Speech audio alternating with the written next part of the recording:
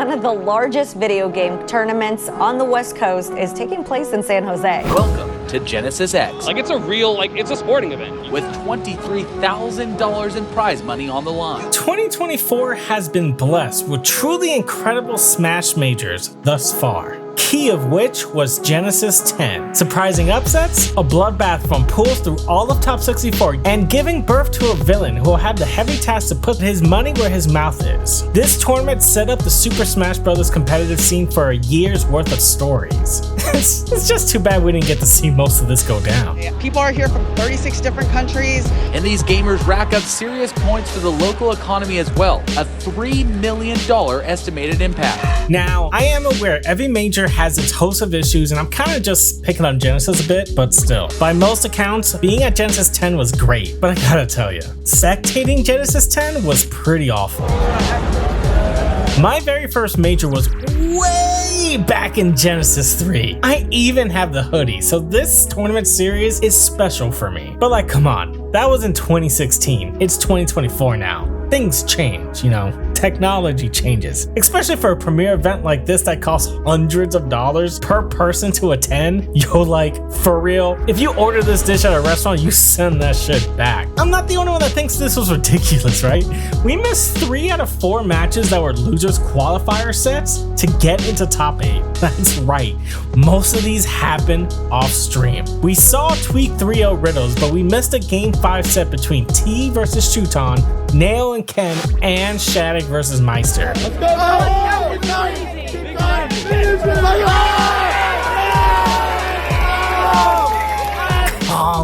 Come on. That's just unacceptable.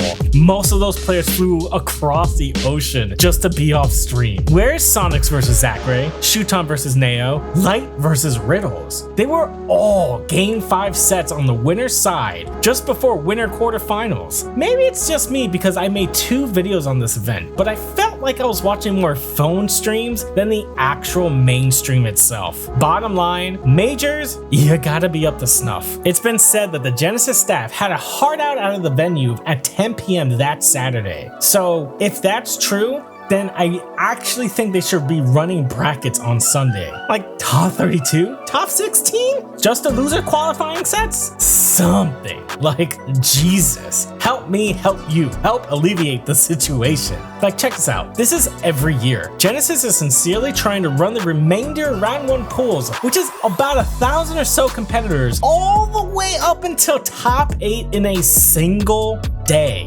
Every single year, Genesis seriously tries to burn through 1,500 plus entrants in about 2 days. And this number continues to grow every event. Top 64 started Saturday night at 6 p.m. and they just hope to just get through it all in 4 hours. Is it any wonder why we missed the most vital sets of the event? Can they really not start Top 64 or portions of Top 64 like 2 p.m. or something while the rest of the pool matches catches up? Listen, not to be new age here or anything, but there's this new thing called quad streams. It's all the rage. It could be a real benefit to the tournament. Now, I'm not some unreasonable person. I know that it all takes money and equipment plus staff to make sure everything runs smoothly. And you know what? Even today, not every tournament even does quad streams. But to counter this, let me present you your own main stream. Hold up. Is on the menu, losing it again to the 4th downer in a row. Right back at him. Yo, I thought we were gonna see the down B. I thought he was gonna climb out. out. Oh yeah, finishing touch so bad. I was waiting for it, but he don't even need it because he is as beautiful in his play as he always is. That was like Spargo versus Ashimo. Look at this main stream. Oh, I'm sorry. Look at this PowerPoint presentation. The VOD on YouTube even skips 2 games entirely. It's so ass. How much of an investment is it really for a good capture card?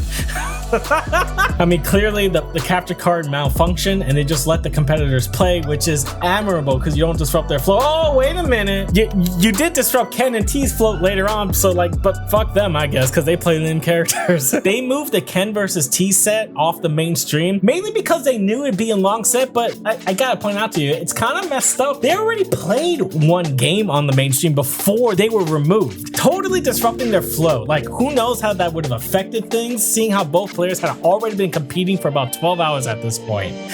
Again, I want to point this out because it's worth noting. Early admission to this major was like $120 or something, and that doesn't include the charge for each individual game event that a competitor wanted to play. The travel expenses, the hotels, it just feels disrespectful for the viewers, for the players, everything. But like, it's okay though, because y'all want a good look at the top 64 viewing experience? Here it is.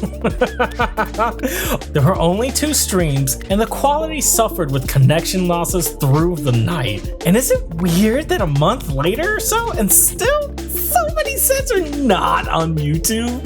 And I'm talking about sets that were a part of the main streams, not just the ones you missed. The YouTube playlist for Genesis Ultimate starts with day 1 pools, what seems like all of doubles, and then like top 8. Couple sprinkles of some other matches, but that's like it basically. This is a Smash event. Why is it that the production of this premier tournament in its 10th iteration not run better? Listen, I get it. The venue is probably massively expensive, and in general, you can't possibly expect to stream everything. But Genesis has run this way every year. It has not changed since I went there at Genesis 3. Here's something that might help. What about recording setups? Feels like a pretty common solution. Collision had recording setups, and guess what? We didn't miss some insane off-stream sets like Light vs. Mars. Shit, at this point, we're getting weekly majors all over the world that are mostly all up to expectations. You don't want to compete with the French on this one. Many, including 3 out of 5 sets in pools, mind you. It hurts to say, but it's kind of feeling like Genesis 10 is one of the worst run super majors in a hot minute.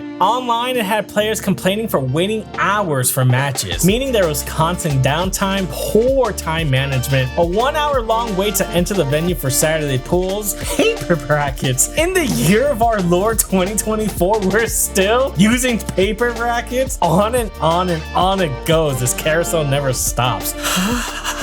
That's just piss poor management all around. I'm sorry. Let's step back for just a moment. Look at this as a business decision. The most exciting part of your product beyond the finals is undoubtedly top 64. So you should try all you can to get top 64 sets on stream or recorded for VODs later. This isn't even that out of the ordinary. Luminosity Makes Big Moves managed to successfully do this, and every set there was best of 5.